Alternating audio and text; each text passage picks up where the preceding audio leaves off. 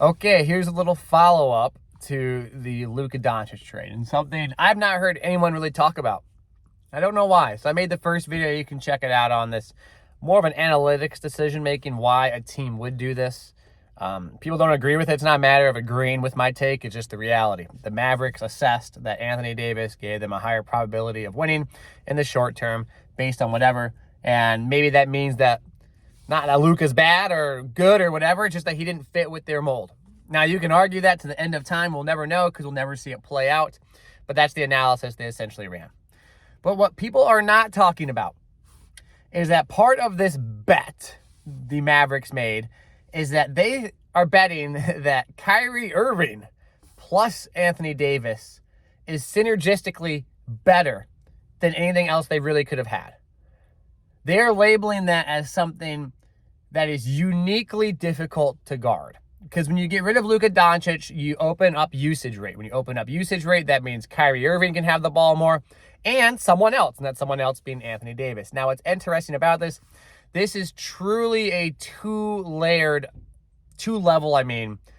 scoring threat. In that you have Anthony Davis, you could say 3 levels, because at the rim, his mid-range, you're not going to hang your hat on his three-pointer, but sure, he can absolutely shoot the three. And then Kyrie, who's a guard. So you have a traditional point guard and a traditional scoring big. And they could have said, look, I'm going to look at the Lakers. I see how Anthony Davis is playing. I know he's a great defender, but I think offensively he's being underutilized for whatever rhyme or reason in that role that he's in there, and we think that we can utilize him more. We think he's actually an underappreciated offensive asset. And we think that Kyrie Irving is underappreciated offensively. Together, they're going to amplify each other. So that's the bet the Mavericks make when they do this. And they're not, and as I mentioned, and as I predicted when I made that previous video, they're looking at a really short-term window, like 3 to 4 years. I heard the Mavs talk about, we're looking at not a 10-year window, but a 3 to 4 year window as a GM and a coach. And so with that being the case, and this might be their best option, they think, in the next 3 to 4 years. Now, whether you agree or disagree that Luka Doncic is a great player is not the point. Luka Doncic is a great basketball player. Luka Doncic can score the rock. Luka Doncic is one of the best all-time players for his age bracket, right? And was he 26 years old? He's one of the best 26-year-olds to ever play the game of basketball. That is a fact. His numbers back it up. But that doesn't necessarily mean that the best scorer or player at that age bracket is going to be the best fit for a team to win a championship. And that's the bet the Mavericks made. They think, like, if you just looked at it on the surface value, face value, you said Kyrie Irving plus Anthony Davis, and you roll back the clock 3 years ago, people would be like, oh my gosh, this team is going to be phenomenal, right? Like that's how it would be looked at. And partially because it gives them in the playoffs not only massive defensive coverage with Gafford, Lively, assuming Lively's back, and now Davis, and it gives the fact that you're going to play a lot of bigs, and it seems like the Cleveland Cavaliers have found out that, the Evan Mobley, oh my gosh, I'm blanking on his name, the other individual, the big man, oh my gosh, you know who I'm talking about. The 2 bigs they have on Cavs. I'm sorry, I'm totally blanking. It's too early in the morning. Forgive me. And it works really well for them.